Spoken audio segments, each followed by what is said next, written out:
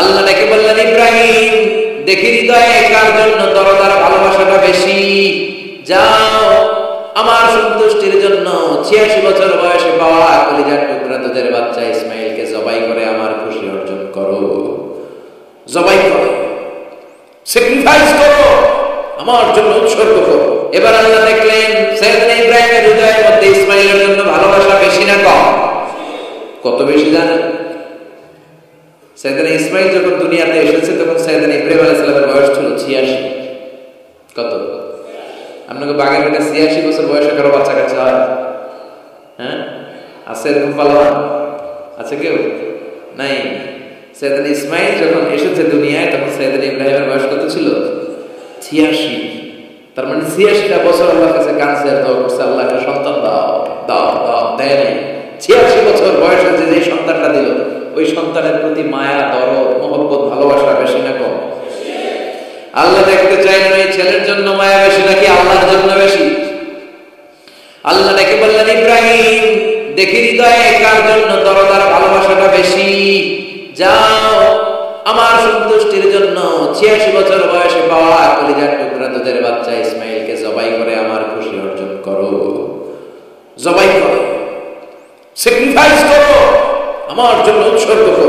এরপর ছেলের সাথে কি বললেন? আসলে নাই ফালাম্মা বালাগা মাআহুস সা'য়া ক্বালা ইয়া বুনাইয়া ইন্নী আরা ফিল মানামি আন্নী আযবাহু ফানজুর মাযা তারা। দুধের বাচ্চা ছোট্ট ইসমাইল ডেকে বলেন, ও ইসমাইল আমি স্বপ্নে দেখেছি আমি তোমারে জবাই করছি, এখন কি করব? সুবহানাল্লাহ। আমার আব্বা যদি আমার বলতো, আপনার বাবা যদি বলতো, আব্বা তোরে তো দেখছি স্বপ্নে জবাই করি, আমরা কইতাম আব্বা আমার দেখেন আমার বড়টা দেখছে। কথা কও, আমরা বলতাম ছোটটা দেখছে ওইটা জবাই করে, মাইজাটা করে, বড়টা করে, I know I have the no. সুবহানাল্লাহ কইবেন না? কি বাবা, কি ছেলে! ইন্নী আরা ফিল মানামি আন্নী আযবাহু ফানজুর মাযা তারা। ইসমাইল স্বপ্নে দেখেছি তোমারে জবাই করতেছি, কি করব কও? সাইয়েদনা ইব্রাহিম এই প্রশ্ন করার পরে সাইয়েদনা ইসমাইল বললেন, ক্বালা ইয়া আবাতি ফাআল মা তুমা। বাবা স্বপ্নে যা দেখেছেন ঠিক তাই করেন, যা দেখেছেন তাই করেন।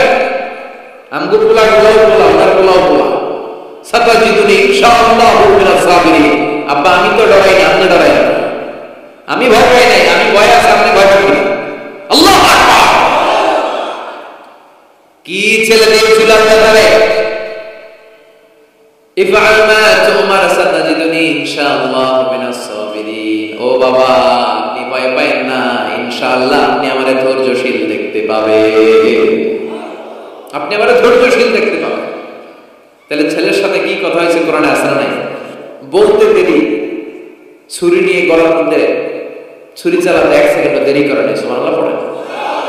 তার মানে এই পরীক্ষায় আল্লাহ বললেন, "কাদ সাদ্দাকতা রুবিয়া ইন্না কাযালিকা নাজজিল মুহসিনিন।" ইব্রাহিম ছুরি আর চালাবে না, ইসমাইলকে মারা আমার উদ্দেশ্য না, তোমার হৃদয়টা দেখা উদ্দেশ্য।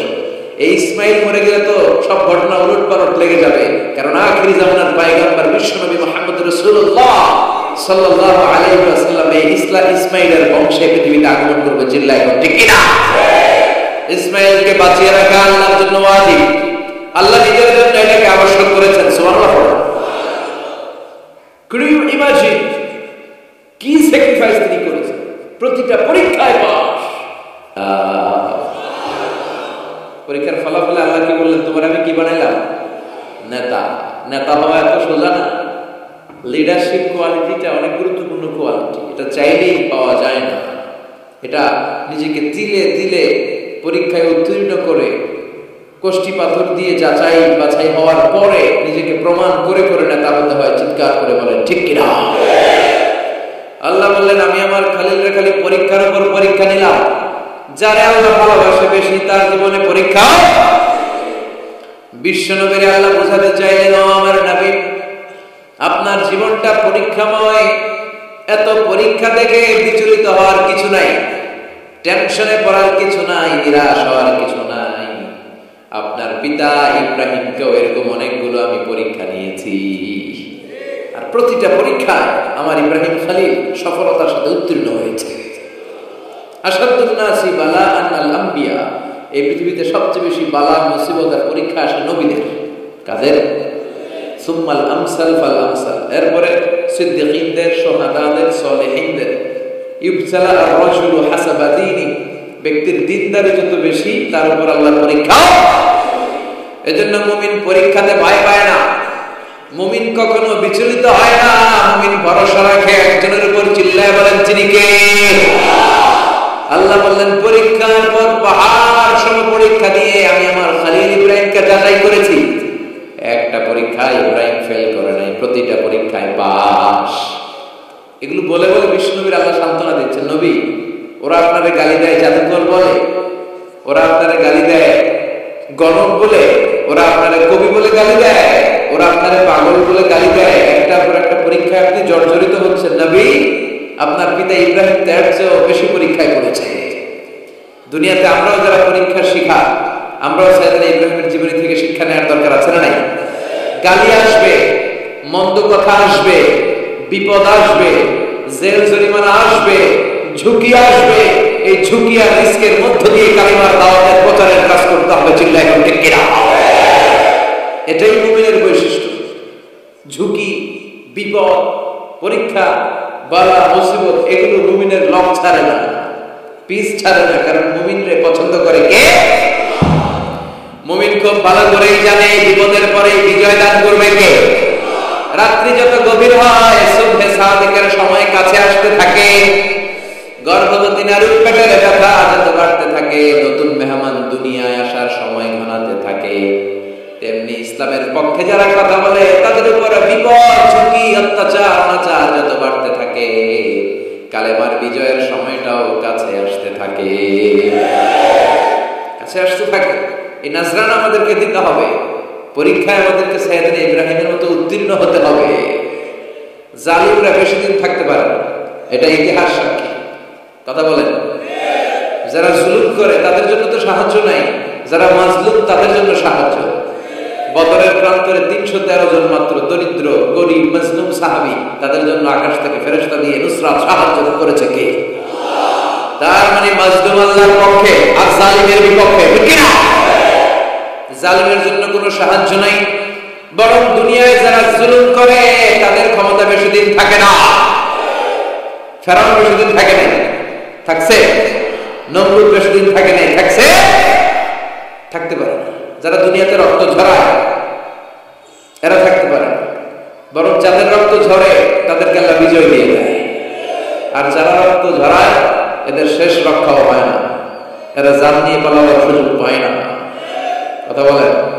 এজন্য পরীক্ষা আসলে মুমিন ভয় পাবে। মুমিনের হৃদয়ে ভয় আছে কার?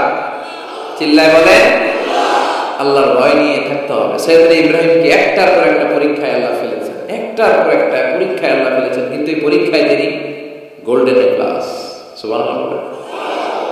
রব্বুল আলামিন বলেন, ওয়া ইয বিতালা ইব্রাহিমা রাব্বুহু বিকালিমাতিন ফাতাম্মাহুন্না ক্বালা ইন্নী জা'iলুকা লিন-নাসি ইমামা। ও খলিল, একটার পর একটা পরীক্ষা আমি তোমার জীবনে নিয়েছি। বিশ্বনবীরা বললেন আমার ইব্রাহিমের উপর একটার পর একটা পরীক্ষা আমি নিয়েছি। ইব্রাহিম প্রতিটা পরীক্ষায় পাস। আর খুশি হয়ে আমি বললাম, ইব্রাহিম আমি তোমার নেতা বানায় দিলাম। আল্লাহ put Sayyidina Ibrahim in some tests and trials, and Sayyidina Ibrahim successfully overcome all the tests. Allah said, Ibrahim, I'm gonna make you the leader. Ibrahim, আমি তোর লিডার বানাই, এই ফলাফলগুলো তোমার আমি গোটা বিশ্বের নেতা বানাই দেব। I'm gonna make you the leader. এজন্য সাইয়েদনা ইব্রাহিমকে নেতা বানাই দিলেন কে? একটার পর একটা পরীক্ষা তিনি দিয়েছেন। একটাও সাধারণ পরীক্ষা ছিল না, সব ভয়ঙ্কর পরীক্ষা। পরীক্ষাগুলো ছিল অগ্নি পরীক্ষা। পরীক্ষা নাম্বার 1 ইলকাহু ফিন্নার, আগুনের পরীক্ষা। নমরুদ বলে, ইব্রাহিম ঈমান ত্যাগ করো, না হলে আগুনে ফেলবো। কোথায় ফেলবো? সাইয়েদনা ইব্রাহিম বলে, আমার জীবন যাবে কিন্তু ঈমান যাবে। ঈমানের পথে অবিচল থেকে আমার মরণ যেন হয়। তোমারই কাছে মিনতি আমার,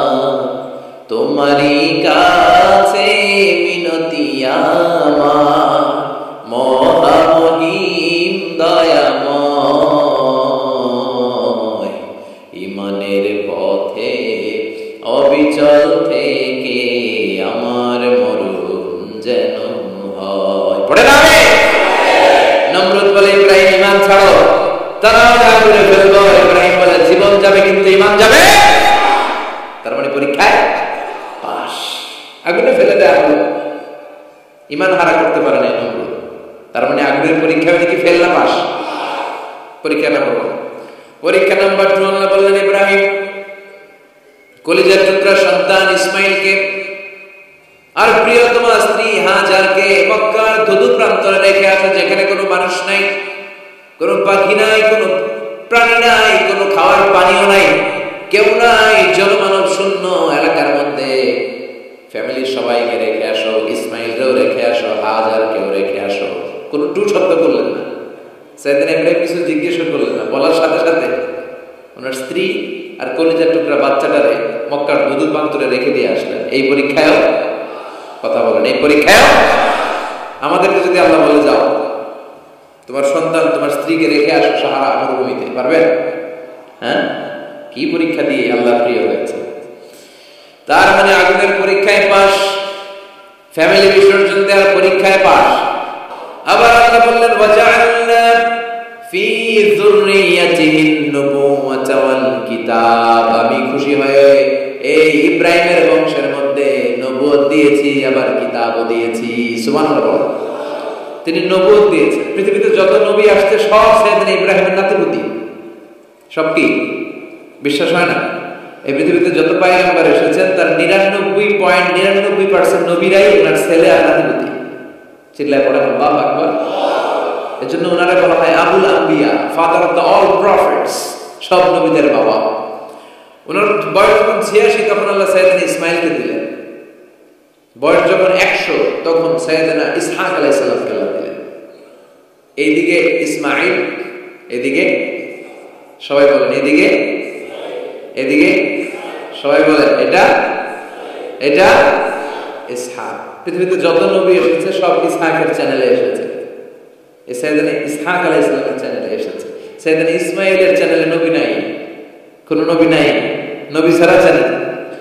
আর এখানে যত হাজার হাজার লক্ষাধিক নবী এসেছে সব নবী ইসহাক আলাইহিস সালামের চ্যানেলে যারা এসেছে সব নবীরা অন্যান্যদেরকে বলে যাইতো, তার উম্মতকে বলে যেত যে সবশেষে একজন নবী আসবে, তিনি হবেন সর্বশ্রেষ্ঠ নবী, তিনি হবেন সর্বশ্রেষ্ঠ নবী।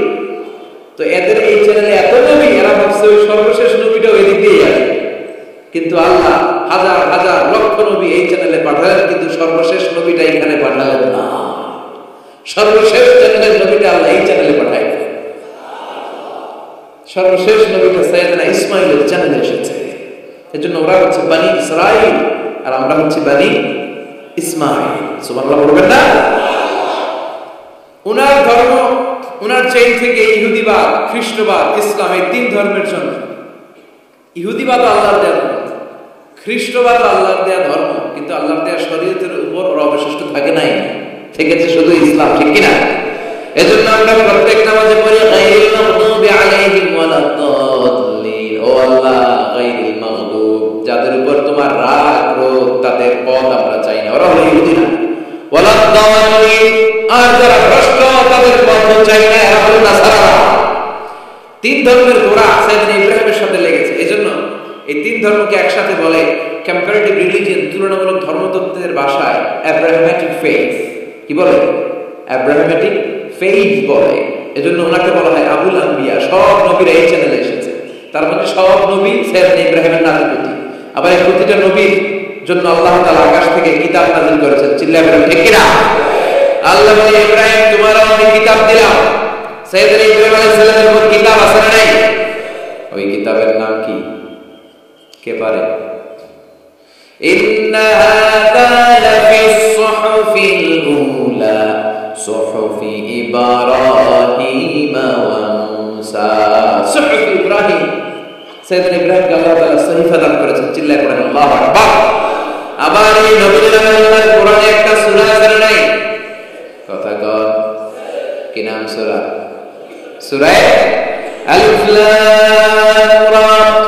কিতাবুন আনজালনাহু ইলাইকা লিতুখরিজান নাসা মিনাল যুলুমাতি ইলান নূর। সুবহানাল্লাহ পড়েন। আলিফ লাম রা, I have revealed this holy sacred book unto you in order to lead the mankind out of darkness into the light. ও নবী, আমি কিতাবকে আপনার কাছে পাঠিয়েছি অন্ধকারাচ্ছন্ন মানুষগুলোকে অন্ধকার থেকে আলোর দিকে নিয়ে যেতে। এই কোরআনের ভেতরে আলো আছে না নাই? সবকিছুর সমাধান আছে না নাই? সমাধান চাও যদি জীবনে মরণে ফিরে যাও, খুঁজে নাও চোখ রাখো কোরআনে। সুবহানাল্লাহ পড়ে। চোখ রাখবেন কোথায়? নাকি মোবাইলে, না টিভিতে, না এটিএম বাংলার পর্দায়? আসি দিয়েছে আগামী শুক্রবার রঙিন পর্দায়, চোখ রাখুন এটিএম বাংলায়। এটিএম বাংলায় চোখ রাখবেন? কই রাখবেন? সমাধান চাও যদি জীবনে মরণে ফিরে যাও, খুঁজে নাও চোখ রাখো কোরআনে। ঠিক কি না? If you want the solution this dunya and akhirah, go back, have a look to the holy Quran. সুবহানাল্লাহ পড়ে। কি নবী আল্লাহ বানালেন? ওই নবীর নামে আল্লাহ একটা সূরা দিলেন। আবার আল্লাহ বললেন, দুনিয়ার মুসলমানেরা শোনো, তোমাদেরকে মুসলমান বলে নাম করেছে সাইয়েদনা ইব্রাহিম। ঠিক কি না? আবার এই নবী সাধারণ কোন নবী নয়, এই নবী হলো তোমাদের জাতির পিতা। আমাগো জাতির পিতা কারা? কথা কর, আরো জোরে সবাই মিলে বলে, মিল্লাত আবিকুম ইব্রাহিম হুয়া সাম্মাকুমুল মুসলিমিন। মিল্লাত আবিকুম ইব্রাহিম, তোমাদের জাতির পিতার নাম, আমাদের জাতির পিতার নাম ওয়া সাম্মাকুমুল মুসলিমিন, তিনি তোমাদেরকে মুসলমান নামকরণ করেছেন। আবার আল্লাহ বলেন, আসলিম ইব্রাহিম, তুমি সবাই মুসলমান বানাও, আগে নিজে মুসলমান হও। আসলিম ক্বালা আসলাম, তুমি রাখবেন ও ইব্রাহিম তুমি মুসলমান হও। বলার সাথে সাথে ইব্রাহিম বলে, আল্লাহ দেরি নাই, আমি মুসলমান হয়ে গেলাম। ইহুদিরা দাবি করতো সাইয়েদনা ইব্রাহিম নাকি ইহুদি, নাউজুবিল্লাহ বলবেন না। খ্রিস্টানরা দাবি করতো সাইয়েদনা ইব্রাহিম নাকি খ্রিস্টান।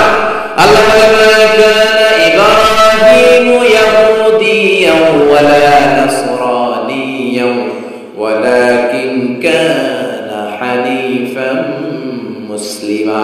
আল্লাহ বলে, ইব্রাহিম ইহুদি নয়, আমার ইব্রাহিম খ্রিস্টান নয়, আমার ইব্রাহিম পাক্কা মুসলমান। হানিফা মুসলিমা, পাক্কা মুসলমান, ওনার ইসলামে কোনো সন্দেহ। এজন্য আল্লাহ খুশি হয়ে ওনার একটা উপাধি দিলেন। উপাধিটা হলো লা হালিম। ইন্না ইব্রাহিম লা হালিমুন আওয়াহ মুনিব। আমার ইব্রাহিম সহনশীল, আমার ইব্রাহিম ভদ্র। সুবহানাল্লাহ বলেন। আমাদের বাংলাদেশে আমাদের মুসলমানদের মধ্যে এটা সবচেয়ে বড় অভাব, সহনশীলতা আমাদের নাই। কথা কর, নিজে যেটা বুঝি ওইটাই। আমি তাবলীগ করি, আমি মনে করি আমি হক, বাকি সব বাতিল। এই সমস্যাগুলো বাগেরহাটে আছে না নাই? হ্যাঁ, আমি যদি জামাত ইসলাম করি, আমি মনে করি আমি হক, বাকি একটা দলের আমি হক বলতে চাই না। আছে না এরকম? আমি আহলে হাদিস, সো আমি হক, আর বাকি যা আছে সব বাতিল। আমি কওমি, তো আমি ভালো, আলিয়া সব খালিয়া। কথা কর। আবার আমি আলিয়া, আমি ভালো, কওমি আর সব শেষ। এই খেলাটা হয়ে গেছে, আসলে নাই। এক ইসলাম, এক নবী, এক কোরআন, এর কোনো সহনশীলতা নেই। সে অন্য নেশাবের করুক, সে অন্য মতদেশের হোক, সে তো আমার ভাই। সবচেয়ে বড় পরিচয়, সেও মুসলিম, আমিও মুসলিম। এই চিন্তাটুকু নাই। আল মুমিনুনা ইখওয়া, ব্রাদারহুড, ভ্রাতৃত্বের এই বন্ধনটা আমাদের মধ্যে নাই। আমরা একে অপরকে গালিগালাজ করতে দেরি করি না, একটু চিন্তা করি না। কাফের বলে ফতোয়া দিতে দেরি করি না। কথা কর, ফতোয়া আছে না নাই? কয় তুই কাফের 10 কারণে, তুই কাফের 20 কারণে, তোর দাদা কাফের, তোর নানা কাফের, তোর বিশ্বাস কাফের। আছে না নাই? তোর এই কাফের বিশ্বাস মারা গেলে, এই বিশ্বাসে যে কবরে শোয়ানো হবে, ওই কবরের উপরে যে ঘাস উঠবে, ওই ঘাস যে গরু খাবে, ওই গরুর যে দুধ খাবে, ওইটাও কাফের। আছে না নাই?